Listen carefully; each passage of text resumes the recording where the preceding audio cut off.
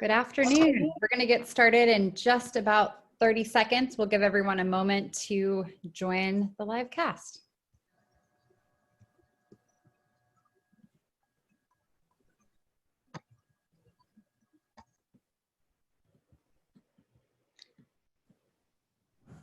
Good afternoon. For those just joining, we're giving everyone 30 seconds or so to join us, and we'll kick off the conversation shortly.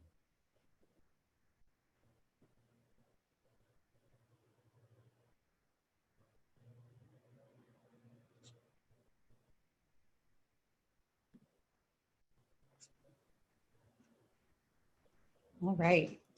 Well, good afternoon. I'm Jenna Talbot, Senior Vice President at Whiteboard Advisors. Thank you all for joining us. Many of you are returning and joining us for another conversation as we look at the pandemic's impact on Americans' work and education. For those of you who are new, welcome. So glad you could join us. I have the pleasure of supporting the Strada Center for Consumer Insights on this work, so I'll be moderating our conversation today.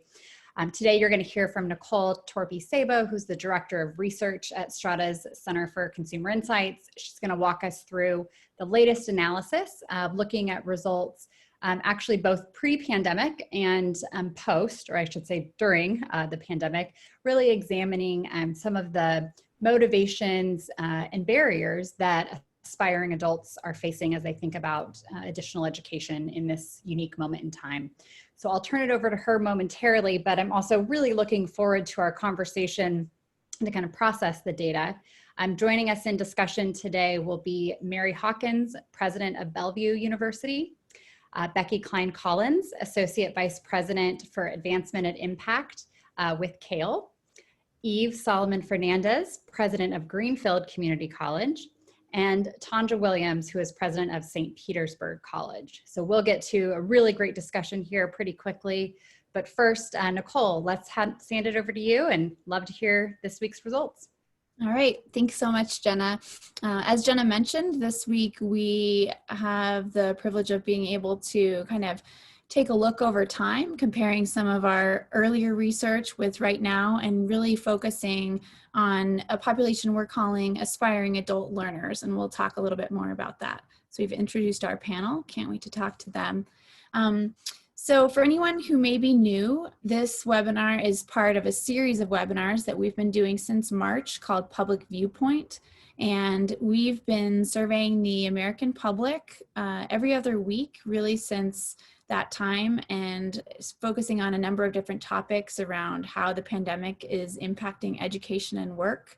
So it's 1,000 people every time. We're up to over 17,000 altogether. And if you're interested in more, you can always check out our website for some of our previous webinars. The decks are up there, some one-pagers. We have a data dashboard for people who really want to dig in and understand that further. So we encourage you to check that out. Also, this connects to a larger body of work. So the Center for Consumer Insights has been surveying the American public since 2016, first in partnership with Gallup, and then we've done a number of different survey research projects. In particular, today we'll focus on a project that we did a year ago looking at adults who were considering enrolling in additional education. We did some focus groups first and then a survey, and then now we've come back and asked some of those same questions of people now to see what differences we might see looking a year ago compared to today. So some of the key questions we're going to be looking at are just understanding the population. Who are these aspiring adult learners who we're going to be speaking about? How has their interest in education changed in 2020? And what do they need most? What do they care about most when they're considering education right now? First off, just to kind of introduce and understand the population, we know that many adults who, many of the people enrolled in our community colleges and universities are not the traditional age student right now. And in particular right now, in this webinar, we're focusing on the group ages 25 to 44 who don't have a 2-year or 4-year college degree, and they're not yet enrolled, but they're seriously considering or planning to enroll in additional education. So that's not the entire universe of prospective adult students, but this is the group that we're going to be focusing on today. When we wanted to understand these adults considering education, we wanted to know whether this was something new or whether this was something that they'd always been interested in doing. And so we found that actually for most people who are considering enrolling now, it's something that they had always aspired to do, but they hadn't been able to, either financially, or something happened with family, personal reasons. But we see that about 6 in 10, we're very interested in pursuing education right after high school. And when you go to even somewhat interested, you have about 8 in 10 who had at least some interest in pursuing that additional education.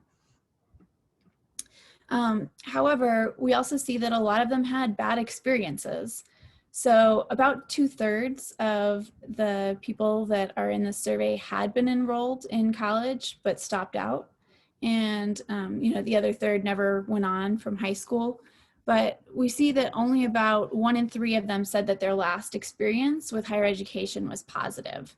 So, a third had a neutral experience, and almost a third had a negative experience, which is something that, when we're thinking about how to reach out to people who are, considering that education in the future, how can we mitigate whatever it was that happened to them the last time, and get across that this time could be different? How can this time be a different experience than what they had before? So then looking at, what has changed? Everything has changed in 2020, right? But in particular for these aspiring adult learners, how has this context that we're living in impacted their interest in enrolling in additional education? So first, we kind of directly ask them exactly that. How has the pandemic affected your interest in enrolling? And we see that for more people, they say that it's made them actually more likely to enroll. Even though we know that there have been a lot of challenges and barriers that have made all of this logistical and financial pieces even more challenging, we see that interest has increased due to the pandemic. At the same time, the types of programs that people are interested in have seen a really big shift. So last year, when we talked to folks in this category, about half were interested in pursuing degree programs, so associate or bachelor's, and the other half were looking at some kind of a non-degree pathway. But this year in 2020, it's 68% are looking at non-degree pathways. That could be a certificate, it could be just a few courses to reskill or upskill, and only about a third are looking at those degree pathways. So it's just a really big change in how we're thinking about, or how adults are thinking about what education they need in order to move forward and receive a benefit. At the same time, we see a lot of uncertainty among this population about the value of education. Now, majority are still saying that additional education would be worth the cost and that it would help them to get a better job. But you can see a really big drop compared to last year. So even though you still have, 59% worth the cost, 64% that'll get them a good job, it's down, 15 points in one case, or 25 points in another case. So this current context of economic uncertainty, financial strain, is causing a lot more uncertainty on the parts of these potential adult learners in terms of whether education is going to deliver what they need. So we also wanted to know a little bit more directly, what are they seeking from education? What are they looking for? What are the benefits that they're hoping to achieve from additional education? And comparing some of those to last year as well. So here, the big thing that stands out to me is if you take a look at that second category over, we ask people about a lot of different benefits and what would be the most important benefit of education. And between 2019 and 2020, we see a lot more people saying that the most important benefit to them would be to pay their bills and take care of immediate needs.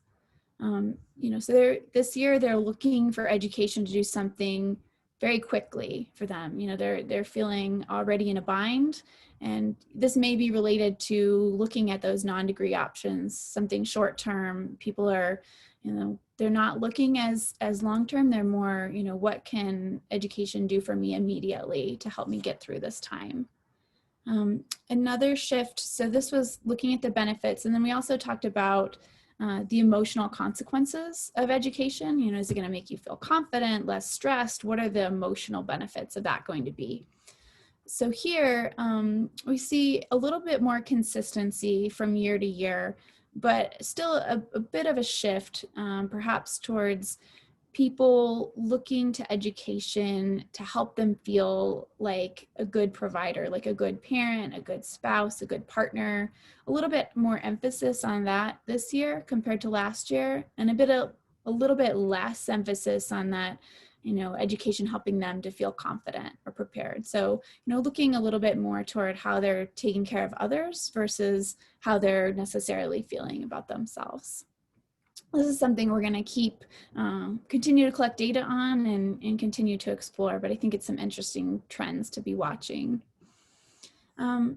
So again, in that context in which we're living, and people, adults without degrees in particular, we know that they're thinking about education in the context of a lot of other worries. About half are worried about having a steady paycheck or source of income.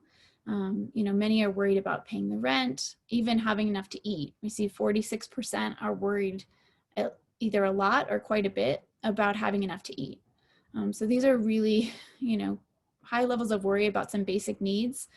But what was striking to me was when we asked this question about what people are worried about, still 44% say they worry a lot or quite a bit about finding a job and a career that they love. So even in the context of these other very, very immediate concerns, people are still prioritizing finding a satisfying career. It's important to them, and these adults without degrees aren't just one-dimensional, right? They're balancing a lot of different things, and still trying to find something that's satisfying for their career. Finally, the very last data slide I'm going to show you has to do with people's understanding of how to actually navigate education and career pathways. What we found here is that it's pretty low. So only about 1 in 3, actually fewer than 1 in 3 adults, say that they have a very good understanding of these different aspects of career and education pathways. So you can see we asked about skills that they should develop through education and training, about how long it would take to complete a program, how much it would cost, different ways to pay for it, or what career paths are out there that fit their strengths. So we see, only fewer than 1 in 3 say they have a very good understanding of this. I looked into it a little bit more in terms of what kinds of education they're considering, and people who are looking at those non-degree pathways tend to have even lower understanding of any of this, how it would actually work, what pathways are out there. And non-degree pathways are, sometimes even more confusing to navigate than degree pathways, even for professionals in this space. So we know that a lot of this is not straightforward, and that people need more help with navigating and understanding what their options are and how it can fit in with the skills that they already have. So I'm looking forward to having a great discussion with our panelists about this. Just to kind of summarize the main takeaways that we saw from this data, again, we see that there's been a drop in confidence in the value of education compared to last year. Still most people saying it would be worth the cost and help them get a good job, but much lower compared to a year ago. Interest shifting toward non-degree pathways, and then people looking for education to help them immediately pay bills and take care of those immediate needs. But at the same time, still saying that they worry a lot or quite a bit about finding a job or a career that they love. And then finally, that last point that we just spoke about, that fewer than 1 in 3 have a very good understanding about education and career pathways. So maybe our panelists can help us think about how to reach out to adults that are considering these pathways and what we can do better in order to serve them. With that, I will turn it back over to you, Jenna, and to our panelists to discuss this data. Great. Thanks, Nicole. Well, before we get into the questions, just a reminder, we love questions from the audience. We've had a very engaged group and discussion, so I encourage you to please put your questions in the Q&A. You can certainly use the chat as well, but we'll be monitoring the Q&A and get to some of those questions very quickly. We also love to know who's joining us, so when you type in your question, if you share your name and affiliation, it's always great to hear who's participating. But with that, let's jump in. Tanja, let's start with you. So when we were going through the data and talking a little bit earlier this week, you've noted that the pandemic really presents kind of a trifecta of challenges for aspiring adult learners. So you have learners that are, many are maybe struggling with technology access or even fluency with learning online, on top of just trying to navigate the college experience for the first time or returning. We've seen some folks, that are returning that have had a negative experience. And this is happening all while faculty and staff are also trying to navigate remote teaching, often for the first time. So can you share a little bit more about how St. Petersburg College is helping new learners work through some of these challenges? Thank you so much, Jenna. This data is so important and it's so helpful. So thank you for putting this together, those who did the work. One of the things the data shows us is that people are still trying to be good parents. They're trying to have security and safety in their resources that they have at home. No one thought that our college students would also be instructors in their own home with their children. And many of them did not have technology to do the work. They did not have computers, they did not have Wi-Fi. And then they didn't have the talent to know how to use it. And one of the things we've learned at SPC is our students are good with the cell phone. They know how to Snapchat and tweet or whatever it's called. I always mess that up. But when it comes to really getting on to some kind of learning platform, understanding how to upload documents and what to do, there were several students at St. Pete College that struggled with that. And since we've been working on equity in our students who live in the poverty zip codes, we had to think about how do we engage them during COVID and ensure that they're connected to learning and to the classroom and that we have removed all the roadblocks. And so most of us on the line invested in technology. We bought a lot of laptops and we loaned them out to students. And then we found out students were saying the laptops aren't working. And we're like, they're brand new, they've got to work. And did not realize they had no Wi-Fi. And they didn't know you had to have Wi-Fi to get online. And so there was a huge digital divide. And so we found that we had students stressing about actually going to college themselves, whether it was for a non-degree certificate or for a degree. And then they had their children at home and they're trying to teach their children online. And then we had faculty who were used to teaching in the classroom having to retrofit their courses. And so a lot of training, a lot of hands-on, a lot of phone calls. Some of us even had enough time to go to our students' homes to say, okay, you connect this to this, you do this, to try to help them do that. Now, what has really intrigued me the most about this data is what kind of policy do we need to develop that's going to ensure that our learners have the technology and the Wi-Fi that they need to learn? Because now you can't put the baby back in the buggy because it's out. Technology has now catapulted higher ed to do things differently. And it's been scary for our instructors who have been used to working on campus. And so there has to be some sort of guided pathway for employees. How do we onboard them to this new way of learning? How do we work with workforce? And how do we help them work with a population of students who don't have those skills? And so we knew this was coming, but I think that COVID kind of pushed us in this direction even more. I believe that learning online through Zoom is going to stay. I don't believe it's going away. And I believe that colleges are going to have to really look at data like this and sit down and put together a structure and a strategy along with policies that expose people to technology early on so that they can be successful. Well, thank you. And we're going to come back to some of those points, and particularly Mary and Eve would love to hear what's going on your campuses as well. Before we get there, Becky, so you wrote the book on what it's like to be an adult learner. You wrote the guide for adults returning to college. In this survey, we've seen many adults have reported a negative experience with education in the past. In previous surveys with Strata, we've also seen self-confidence reported as a major barrier. So as institutions are thinking about how do we help aspiring adults who do want additional education, what do they need to do to communicate to learners what it will take for them to be successful? And how should they communicate the value of additional education? Sure. Well, Jenna, thank you so much for including me on this conversation with these amazing leaders in post-secondary education. I'm really happy to be here.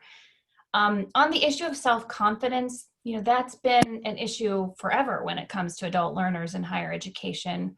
Often, individuals, never went to college after high school because they had a bad educational experience. And we heard in the survey that even those who did end up going, right after high school had some bad educational experiences. And that can really, sort of affect your confidence and your ability to succeed going forward. And many of the adult students, also had someone told them at some point in their lives that they weren't college material. That happens a lot. In our work advising adults, that's something we've heard a lot over the years. And so it really wasn't all that surprising to see it in your survey findings this week. But what bad educational experiences do is create a lot of anxiety in students about going back to school, and they'll worry that they're the oldest people in their classes or that they'll truly not be college material after all. And, now, as Tanja said, during this pandemic, they have a lot of additional stressors in their lives, whether it's related to health or safety concerns for themselves or their families, whether it's the issue of time scarcity, since they may be helping their own kids with remote learning, or financial pressures because someone in their family lost a job or has reduced work hours. So all that, is sort of hitting them at once. And so what can institutions do? I'll mention three things. One is institutions can make adults feel like they belong at your institution. So do they see themselves on, your website? That's sort of the easy one, right? But are you also creating messages that speak to them as adults who are working while taking care of families? And are you avoiding terms like college kids even when referring to traditional age students? Second, college and universities can recognize the value of the adult students' life and work experience and really treat it as an asset in their learning. So in the classroom, for example, instructors can do a lot to call attention to the value that different experiences bring to discussions and to peer learning. And then when somebody's life and work experience is extensive and aligned with college level learning, institutions can recognize that learning, assess it, award credit for it, make it count towards a degree or other credential at your institution. That's really important for validating who they are and the learning that they've acquired over their lives. And then lastly, design your programs for them. One of the other Strata findings this week is that the aspiring adult student cares so much about being a good parent or a good spouse. Adult students have really busy lives, and often it's their family relationships or their work lives that they believe defines who they are as people. And they really can't and shouldn't have to drop those identities in order to go to school. So it's really important that colleges and universities recognize that. CALE, my organization, has long worked with institutions using our principles for effectively serving adult learners. And our overarching message in these principles is to design programs and services that are accessible to students whose lives are already very full. So meet them where they are at this particular stage in their lives. Great, thank you.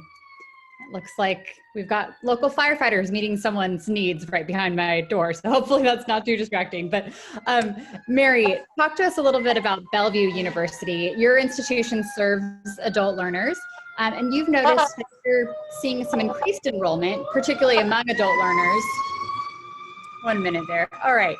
So I'd love for you to just share, how is this data playing out on your campus right now as you're preparing or in the midst of welcoming back learners for the first time? Thanks. There's so many good points coming up in this conversation already that my my mind is firing on multiple cylinders. But we'll get to some good back and forth too. Very quickly. I know. I think the couple points that you just made with adult learners are key. We have seen a very significant shift in this last enrollment cycle or two cycles. We are getting adult learners, and as you said, Bellevue University's pretty much been in the adult learner market since 1984. We made a shift in strategy. But the adult learners that we've traditionally have come from the community colleges. And I have to tell you, I love community colleges. We transfer full associate of applied science, and associate of art degrees. I worked at a community college for a while. I know the good work you all are doing. So a stamp of approval there from a four-year institution that I welcome your students. But they're coming with less experience. And so there's two thoughts I have out of it, going back to the data that you have. And we've got this as sort of a new paradigm here at the university. So I don't know exactly the causes, but I do think they hark back to what you said about the economics. I think that there are a lot of adults right now through this pandemic who realize that the job choices they made without much education, whether community college or four-year or some kind of a school that gives them a strong skill, is putting them a bit at a disadvantage right now. And I think that they're looking for that long-term security and the possibility of increasing their skill base to insulate them and their families from things like the pandemic. And I think going back to the adult learner and the economics, they see value as adult learners, and I think all of us who teach in the adult learner market will say, if it's not relevant, if it's not something they understand that they can apply, if it's not something that they see how it ties to some kind of a job or a skill or a promotion, you really lose them quickly and they'll just kind of fade away.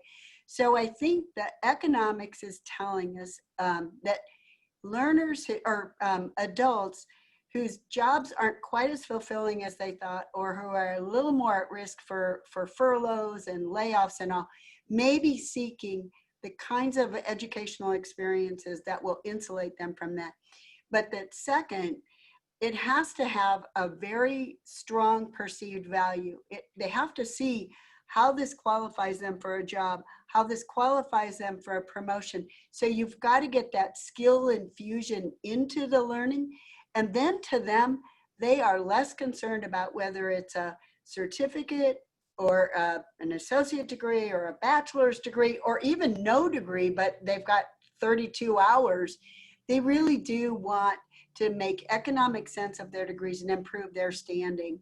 And that's what I think your data is kind of putting an exclamation point on some of the trends we're seeing at Bellevue University. Thank you, Mary. Eve, so as we think about aspiring adults' motivations for returning to college, we're hearing a majority of them are talking about they believe additional education is worth the cost and will lead to a better job. But yet we are seeing more skepticism of that value post-pandemic. So we're also at a moment where it's quite hard to predict the future. So I'd love to hear your perspective. How is Greenfield thinking about an unknown future, particularly when it comes to thinking about the types of programs you offer, knowing that jobs are really a top motivator? Yeah, I think those are some really great points that you raised, Jenna, and also with respect to the data, it's very consistent with some of what we're seeing. We're seeing that adults in this time of uncertainty are asking themselves, is education worth it, as your data demonstrates, and they are leaning more towards skills-oriented training because the nature of jobs is changing. The jobs are changing already. We know that 2/3 of jobs right now require some sort of post-secondary education or training. So that is what they are seeing. That is what they are thinking. And with the fourth industrial revolution, we are seeing a lot of automation. We are seeing a lot of smart machines being used. which are replacing humans doing those jobs. So in terms of what folks are seeking, they want jobs that are robot proof. They want jobs that will allow them to get the training or the education for non-routine, cognitive, skill-oriented, knowledge economy-oriented jobs, because those are the most secure. So they are thinking about those things. They're also thinking about what they're seeing in terms of the rise of the gig economy, right? So people are saying, well, this is what the employers are looking for. They're looking for this particular skill set, and the jobs are changing so rapidly. What do I want to invest my time and money into? So it's not that they are losing interest in higher education or in skill training. In fact, your data show that they actually increased. But what they are saying is, in this time of uncertainty, right, when we already know because of the increasing wealth inequality and income inequality, their purchasing power, if you don't already have a 2-year or a 4-year degree, has already been reduced. And your data also show that they are concerned about paying bills. They're concerned about their immediate needs. Is this a time that I want to go and invest into getting a degree that will take me 4 to 6 years to complete? Or do I want to look at a certificate and make that decision? So at Greenfield Community College, we're saying to ourselves, okay, let's look at the market, let's look at the economy, let's look at what adult students are making in terms of decisions, and how do we align the education that we offer with these market trends. So what I'm seeing is that the liberal arts are not going to be any less important. In fact, they are increasing in terms of their value, but we also have to contextualize that in terms of the jobs that our graduates will want. They want education to become informed citizens, but they also want education that allow them to be able to make a living and not worry about simple things like putting food on the table, keeping a roof over your head, and taking care of your children. And Mary, similar to what Eve's talking about, you guys have been thinking about some new short-term certificate programs in particular, kind of responding to this need. Do you want to speak to some of the new programs in the works? Yes, gladly. I think that it's not just the short-term training, and we are working on a number of certification type programs, and those have to also be tied so closely to the skills and the potential with jobs. It's a little bit different than the degree. It's a much more focused short-term bite. It might be business analytics, or it might be some kind of an accounting to get them into the door there. But I think it's beyond just the skills and the certificate. It's how are they going to pay for it? Because so many of the students that all of us are addressing are using federal financial aid or tuition reimbursement and so forth. So it's really important as you look at your certificate programs, not only to find ones that tie closely to the market, but to look at the avenues for payment.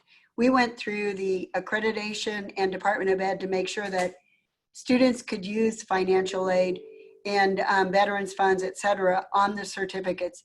And then those certificates need to be things that they can, I call them building a savings account of their credits, that they can use the credits that they've gotten from certificates or from prior education, or maybe from learning experiences they've had on the job, that those things, that they can bank those and apply those ultimately to a degree, because they on and off ramp differently. They don't go for 4 years at a time. Adult learners do it in kind of a just-in-time fashion and build their skills and expertise as they go. So not only the what of the program, but how they pay for it and how they can use those credits later towards some kind of a degree are 3 really important considerations when you get into short-term training. The financing piece is a question that's come up time and time again in this series. I'd love to hear everyone else kind of weigh in on, how should policymakers be thinking about innovative financing solutions, both for short-term and for long-term, but especially with our adult learners in mind. Eve or Becky, Tanja, either of you want to jump in? Yeah, I'd say that the economy is changing, the jobs are changing, and what we have right now is a system of funding for higher education that gives you a maximum of 6 years. Although we did revise that in the prior federal administration, what we have right now is a system that does not allow for lifelong learning. And that is what we need with the jobs changing so rapidly. We need people to be able to have government funding to support continued education and continued relevancy for our local businesses and our job market. And for community colleges, we are the right institution to do that. And students are looking for different on-ramps, different pathways. Ultimately, they will need Mary's 4-year degrees, 6-year degrees, however long it takes those adult learners to be able to do that. But we have to fund things differently. We have CTE funding that needs to go beyond just high school. It has to incorporate adult learning and lifelong learning because we are in a lot of areas in the country, including Massachusetts, we have labor shortages and we have middle skill labor shortages. So we have to be much more creative. The jobs that we are seeing being developed today are not the jobs of the 20th century. These are very different jobs. And we are seeing predictions that about 85% of the jobs that will be in existence in 2030 have not yet been created. So a dynamic approach to funding higher education and skills training is needed. And I would just add to that, the workforce development funding system is also part of that mix, and rethinking that in terms of sort of longer term training needs, not just sort of short term training needs to get somebody into the next job, but also thinking about developing a career and providing support for people as they acquire new jobs to continue their learning as they go. That needs to be part of the entire sort of workforce development and training system as well. And I totally agree with both of my colleagues. There are so many organizations out there writing policy and really trying to get things moved so that we can utilize financial aid for other things. One of the challenges that I think we should be thinking about that Jobs for the Future is working hard on is how do we integrate the actual curriculum and what it includes with a workforce that continues to change. Mm-hmm. So we've spent some time working on how do we co-design our curriculum for these short-term certificates. And at SPC, we've had different meetings with different groups like our manufacturers. All of them, we got not in a room, a virtual room, to talk about what's the new work? What have you learned after COVID? How does it impact the short-term training programs that we offer? What needs to change? What's no longer relevant? And how do we get that moving? And I think in education, we cannot do this work without aligning what we do with our workforce leaders. And in many, I would say in many areas, workforce is already working on how the future is going to look in 5 years, while education is still trying to do what it looks like today. And we need to be at the table with our workforce partners as they're visioning for 5 years so we can be creating the education and learning from them to do this together. And so when we look at policy and stackable credentials, and we look at technical colleges and how those programs and courses intertwine into the community college, we need to realign how we do these things. It takes a lot of work. I mentioned this yesterday, that we're spending a lot of time on special articulations. And there needs to be a system put together that if you're an auto mechanic at this technical college, this is what it equates at the community college. And so that there's some sort of system that communicates with individuals to say, you've been an auto mechanic 10 years, here's your next step at the community college. Here's what you've already earned. You have credits here. And we just don't have the wraparound system. And so I look forward to us kind of moving in that vein. You know, one of the things that we're seeing is along that line, and I can see some of the chat comments as well. I am seeing an increase in the commitment of employers to tuition assistance. Our largest growth at the university is now coming from employer-led tuition reimbursement programs. We have partnership, we created a program of our own called Campus at Work. We're partners in 3 or 4 major corporate types of networks where there's an opportunity to go to school. And we're seeing more and more companies recognize that the return on their investment in their employees is huge relative to both acquisition of new skills and confidence, and then retention of employees, reduced turnover. So I will add to some of the chat comments. I totally agree with you about seeing the employer step into, because they're one of the primary beneficiaries of the increased skills, and for them to step in and help fund those, it's a very positive shift trend that's happening also at Bellevue University. And Mary, are you seeing signs that will be sustained even in this moment of recession? I was actually just talking to a reporter at the Wall Street Journal yesterday who is following this very story and is looking for signals of, that was really on the uptick, right, in a very tight labor market. And I think the question is, does that continue? What are you seeing so far?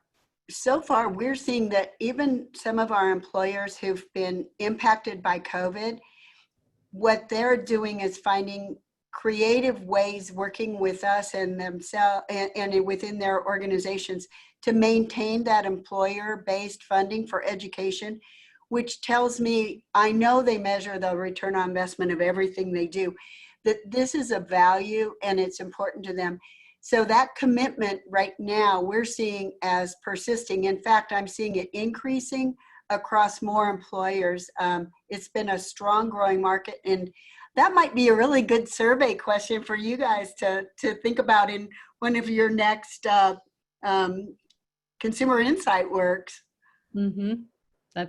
We're taking notes. We often get some of our best ideas from these discussions. Well, I want to jump into some of the audience Q&A. I think some comments that both Tanja and Eve made, I think have prompted maybe a great question here from Gary Altman, who's with New Jersey's State Employment and Training Commission.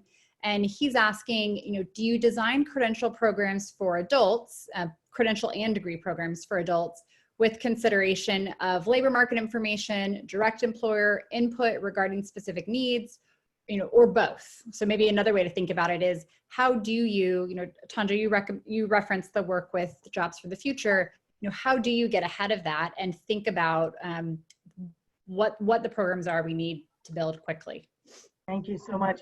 Well, in Florida, we definitely use the Florida data and look at our county to find out what the workforce looks like and what the needs are. And we look at it regionally, but we also work with our workforce partners. A lot of businesses are moving to Florida. We're at the table when they're considering coming so that we can be prepared there. But I think that there needs to be a lot more alignment in this area, because we can look at all of the data that we can get from the state and other places, but until you sit down and work with the groups as a team, as a whole, will you really understand what those needs are? Unfortunately, I don't think that we're in higher ed doing as much of it as we think we are. We have pockets of it all over the place, but as far as this becoming the norm, I still think that we're new at this. And it's an area that we need some significant work on and help with. I agree completely with Tanja. I think we have to have degrees that have market currency for our students. For folks who are coming in and out of the labor force, we will have folks, as your data show, who are without a degree, and we will also have folks who already have a bachelor's degree and are looking to reskill and upskill because of the changing nature of jobs. So we are working at Greenfield Community College closely with our employers. We have a Future of Work Advisory Committee, and Tanja and I, we both serve on the JFF Policy Trust, along with some other colleagues, and we're able to converse with National Chamber of Commerce folks and also get the perspectives from the folks who are supporting that. And we also use data from EMSI, from the Bureau of Labor Statistics, and also from our local hiring agencies, from our local unemployment agencies, whatever they are called in your state, to make sure that we are aligned and that the jobs for which we are preparing students, there is a market, and the pedagogy is appropriate for adult learners, and that the curriculum itself reflects what students can expect in the workforce once they graduate. Beyond that, we started we call it a skills genome project.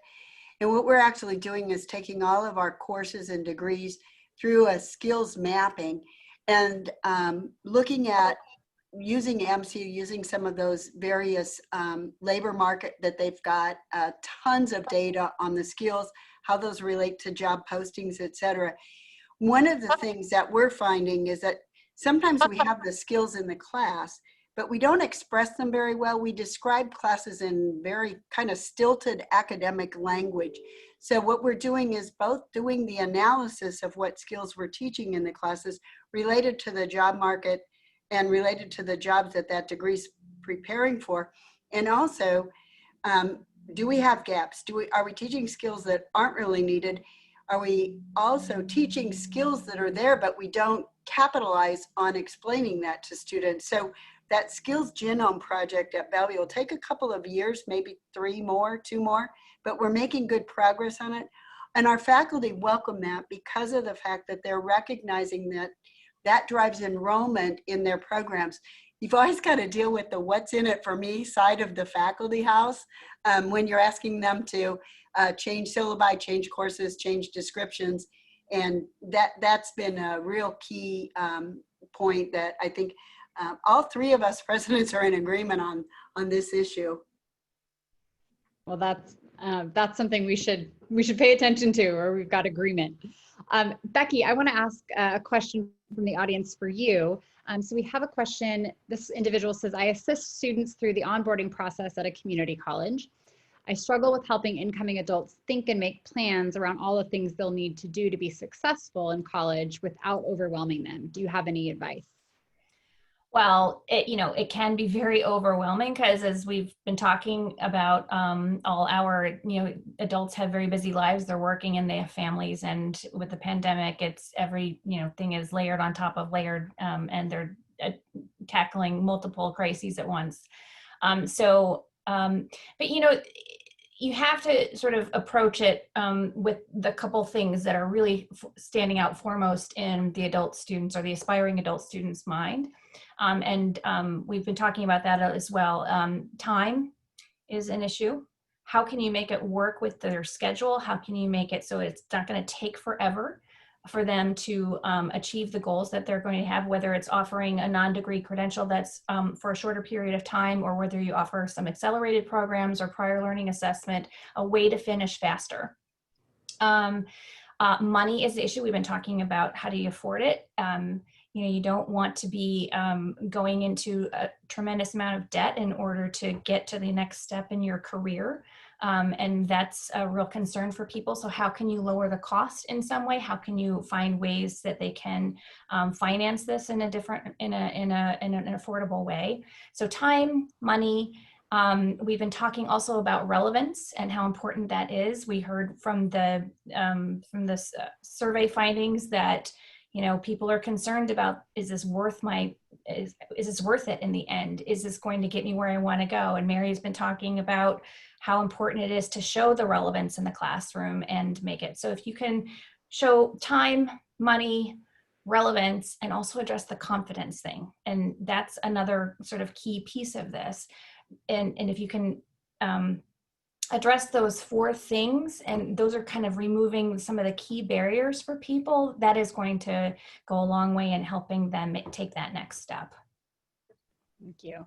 And I think, Becky, some of your comments earlier around, acknowledging the experience that adult learners are bringing into the conversation may have prompted this next question that I'd love all 4 of you to answer. We have Greg Schuckman, who's a commissioner from Maryland and affiliated with the Education Commission of the States, is asking, is there a way to help adult students who may have earned credits at different institutions throughout their career easily get credit for their prior work toward earning a credential without having to make a request for transcripts?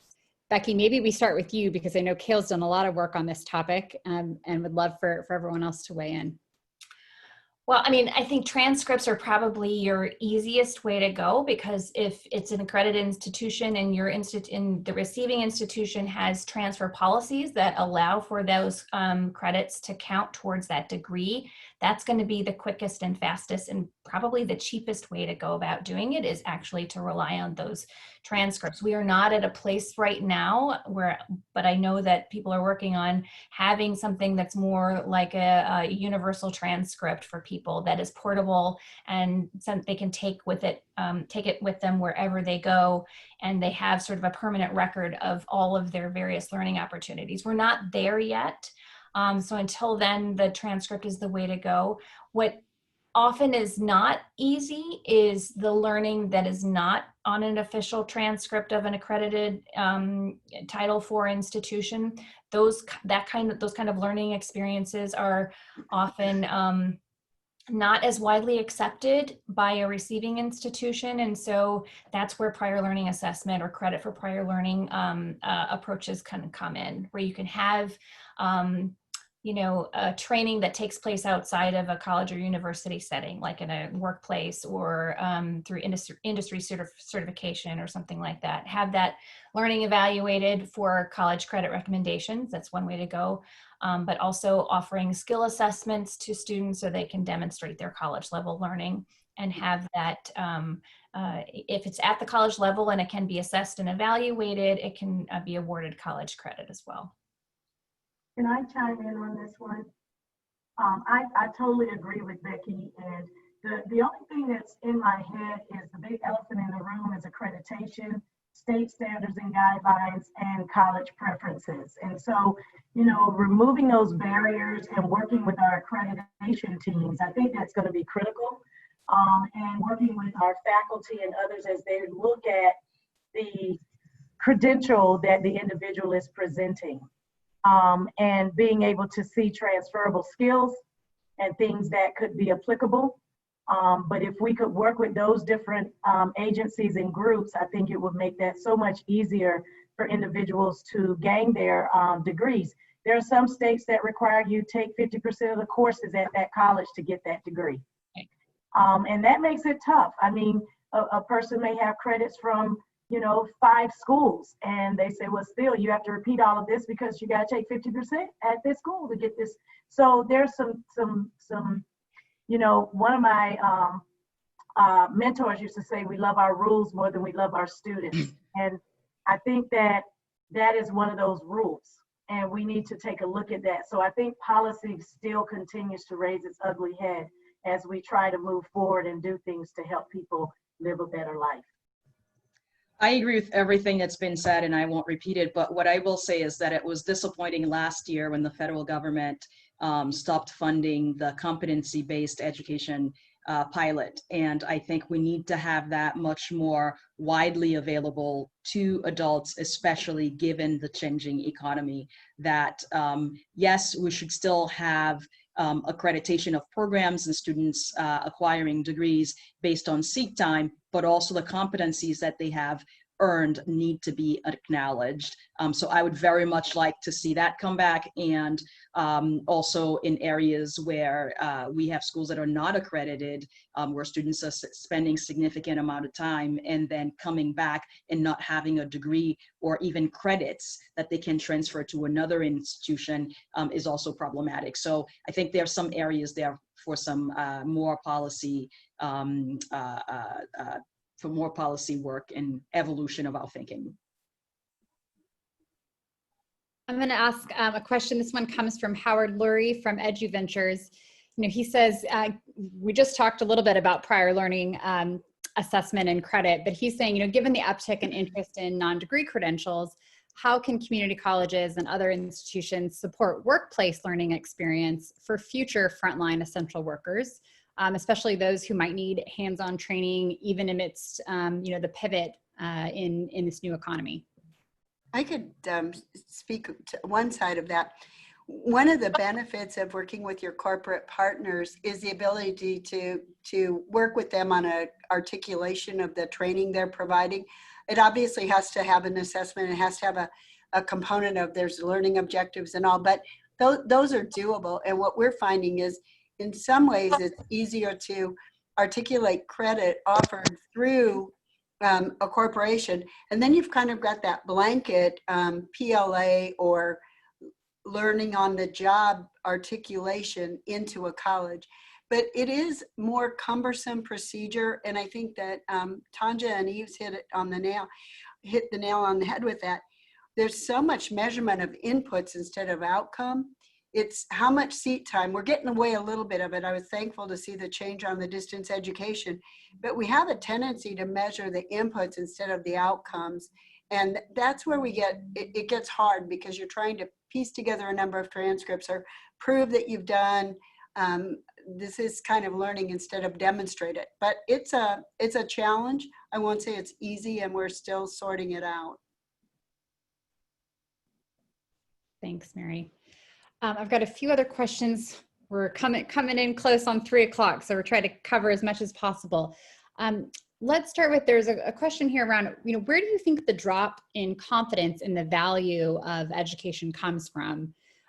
Walter Pearson has the question, and he's making the point that the VA still conveys a lot of value in the job market. So as we look at these aspiring learners who are reporting an increased skepticism, what do you think that's attributed to?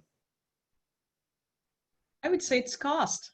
I mean, the cost of higher education has increased in the last 3 decades, higher than the cost of housing, higher than the cost of health insurance, higher than the cost of most consumer goods. So of course people are asking themselves, if I pay $60,000 for a degree, $70,000 for a degree, will I be able to get the return on that, or will it impede my ability to buy my first home and build wealth?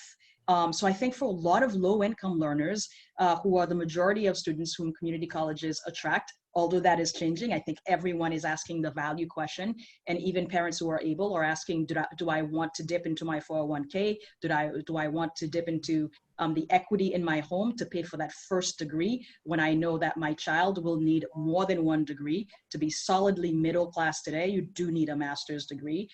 So people are asking themselves those questions as the cost of a college degree is increasing. And increasingly, we're seeing that consumers and prospective consumers are saying, let's look at early college. Let's look at dual enrollment. Let's look at community college to complete the first 2 years of your undergraduate degree, and then move on to the next 2 years. So it cuts your cost by studying at a community college by half from right out of the gate. So I don't think it's that people don't value a 4-year degree, but I think they are concerned about cost. And again, the purchasing power of the average consumer, especially those in the bottom quartile and the bottom quintile of the economy, are becoming much more financially savvy, as are other middle-class, well-heeled middle-class consumers. One other point on that, and Yves, I totally agree. I do think that sometimes people forget that major does matter. Your choice of study does matter. And I think there was a time in our country when any bachelor's degree would lead you to a strong path. But we're way low on STEM graduates. We're low in many fields, healthcare and other fields. And sometimes those are more challenging. And I think it's our opportunity to help learners take the time to get to the levels of competency they need. Some may take longer, some may go faster. We all have things that are easier or harder for us. But I do think that the value of the degree is not a generic one. It also matters what fields you choose to study and what job openings and what job opportunities you have in that arena, if that's how you're measuring a degree. Now, some people do it for personal gain. That's a different measurement stick.